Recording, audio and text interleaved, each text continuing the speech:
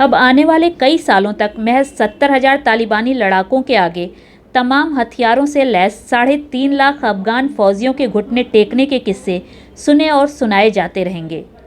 लेकिन इसी के साथ अपने जज्बे और जाबाजी के लिए अफगानिस्तान के जिस इलाके की मिसाल दी जाएगी वो है पंजशीर यानी 5 शेरों की घाटी। पंजशीर अफगानिस्तान का वो इलाका है जो अभी तक अभेद किला बना हुआ है, जिसे आज तक कोई जीत नहीं सका है। पंजशीर यानी 5 शेरों की घाटी, जी हाँ, यही वो जगह है जहाँ तालिबान का भी कोई जोर नहीं चलता। यहाँ ना तो देश के दूसरे हिस्सों की तरह कोई अफरा तफरी है और ना ही पंजशीर के रहने वाले लोग तालिबान से खौफ खाते हैं, बल्कि उन्होंने तो ये तय कर रखा है कि अगर तालिबान ने गलती से भी इधर आने की हिमाकत की तो उसे ऐसा मुंहतोड़ जवाब दिया जाएगा कि इन आतंकियों की 7 पुश्तें याद रखेंगी।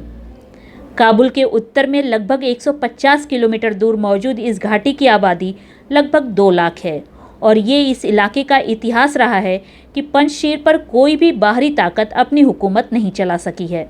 अफगानिस्तान के 34 सूबों में से यही वो सूबा है जहां पहले भी तालिबान का कोई जोर नहीं चला और इस बार भी तालिबान यहां से दूर ही है। और तो और 70 और 80 के दशक में जब सोवियत सैनिकों ने अफगानिस्तान पर धावा बोला था, तब भी उन्हें यहाँ के लड़ाकों से मुँह की खानी पड़ी थी और वो पंजशीर से पार नहीं पा सके थे। अब सवाल ये है कि आखिर पंजशीर में ऐसा क्या है कि कभी भी कोई दूसरी ताकत उस पर हावी नहीं हो सकी है। तो आइए आपको इसका जवाब सिलसिलेवार तरीके से बताते हैं। असल में पंजशीर ताजिक समुदाय के लोगों की एक बड़ी रिहाइश है। पूरे अफगानिस्तान की आबादी में ताजिकों का हिस्सा करीब 25 से 30% है।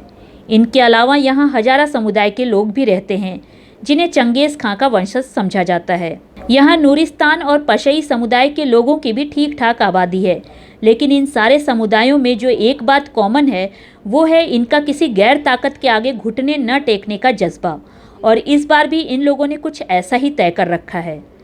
ये इन लोगों का जज्बा ही है जिसकी बदौलत अफगानिस्तान के उपराष्ट्रपति रहे अमरुल्लाह सालेह ने न सिर्फ इसी पंजशीर घाटी में शरण ले रखी है, बल्कि इसी घाटी में रहने वाले लोगों के दम पर उन्होंने खुद को अफगानिस्तान का नया राष्ट्रपति भी घोषित कर दिया है। वैसे तो पंजशीर में तालिबान से टकराने वाले बहादुरों की एक अच्छी खासी फौज है, लेकिन यहीं से आने वाले अहमद शाह मसूद का नाम इस कतार में सबसे आगे है। दरअसल अहमद शाह मसूद पंजशीर की मिलिशिया के वो नेता थे जिन्होंने तालिबान को नाके चने चबवा दिए थे। पंजशीर के शेर के तौर पर मशहूर अहमद शाह मसूद ने ही नॉर्दर्न अलायंस की नींव रखी थी और उनके तमाम यूरोपीय मुल्कों के साथ भी बेहद करीबी रिश्ते थे। लेकिन हमेशा से आतंकवाद के खिलाफ झंडा बरदारी करने वाले मसूद से ये आतंकी इतने खार खाते थे कि उन्होंने धोखे से अहमद शाह मसूद की जान ले ली थी। अलकायदा के एक आतंकी ने टीवी पत्रकार बनकर उनसे मुलाकात करने का वक्त लिया और उन पर हमला कर उनकी जान ले ली थी। लेकिन उनके बाद अब उनके बेटे अहमद मसूद ने पंजशीर के इस मिलिशिया की कमान संभाली है और उन्होंने तालिबान से मुकाबले का ऐलान भी कर दिया है। पंजशीर के लोगों में अपनी आज़ादी और अपने इलाके को लेकर जो लगाव है वो इस इलाके को देश के दूसरे हिस्सों से अलग करती है। फिलहाल पंजशीर ने अपने लड़ाकों की सही तादाद का तो खुलासा नहीं किया है, लेकिन अंदाज़ा ये है कि यहाँ लगभग 6,000 लड़ाके तालिबान से टकराने के लिए तैयार हैं।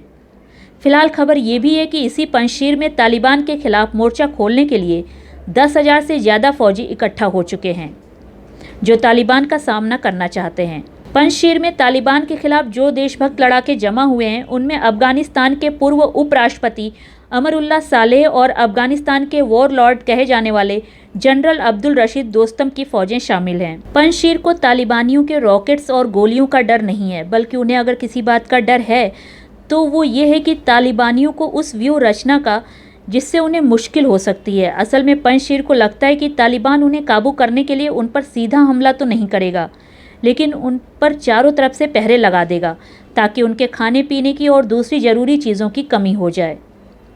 पंजशीर को तालिबान से मुकाबले के लिए लेटेस्ट हथियारों की भी ज़रूरत है और उन्हें शिकायत है कि सरकार ने उनकी इन ज़रूरतों की तरफ कभी ज़्यादा ध्यान नहीं दिया। पंजशीर ही वो जगह है जिसे नॉर्दर्न अलायंस का गढ़ माना जाता है। 1996 में जब तालिबान ने काबुल पर कब्जा कर लिया था, तब पंजशीर के शेर अहमद शाह मसूद ने ही नॉर्दर्न अलायंस की बुनियाद रखी थी। तब इसका पूरा नाम था United Islamic front for the solvation of Afghanistan. धीरे धीरे इसे अलायंस की ताकत बढ़ती रही और ताजिक समुदाय के अलावा दूसरे नस्लीय खेमे भी इसके साथ हो गए।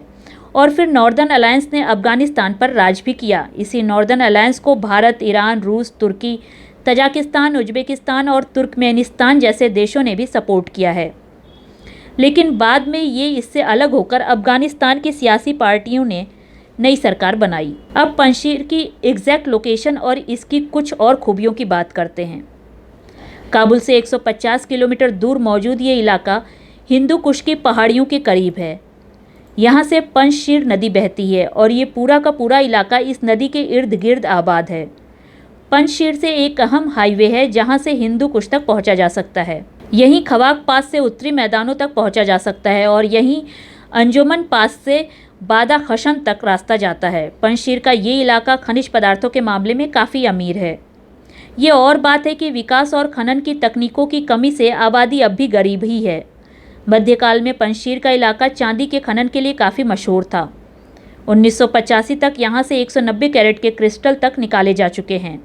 यहाँ के क्रिस्टल दूसरे इलाकों के क्रिस्टल के मुकाबले कहीं ज़्यादा बेहतर माने जाते हैं। यहाँ ज़मीन के नीचे बेशकीमती पत्थर पन्ना का भी विशाल भंडार है, लेकिन पन्ना के इस विशाल भंडार का खनन तो दूर, अभी तक इसे छुआ भी नहीं गया है। जाहिर है किसी पिछड़े या विकासशील देशों के किसी दूसरे इलाके की तरह पंजशीर भी सियासी इच्छा शक्ति की कमी और भ्रष्टाचार का शिकार होता रहा है। तभी तो 7 जिलों वाले इस सूबे के 512 गाँवों में आज तक बिजली और पीने के पानी की सप्लाई नहीं हो रही है और ये इलाका आज भी विकास की राह देख रहा है, जो फिलहाल 4 करोड़ अफगानियों के लिए उम्मीद की किरण बनकर उभरा है।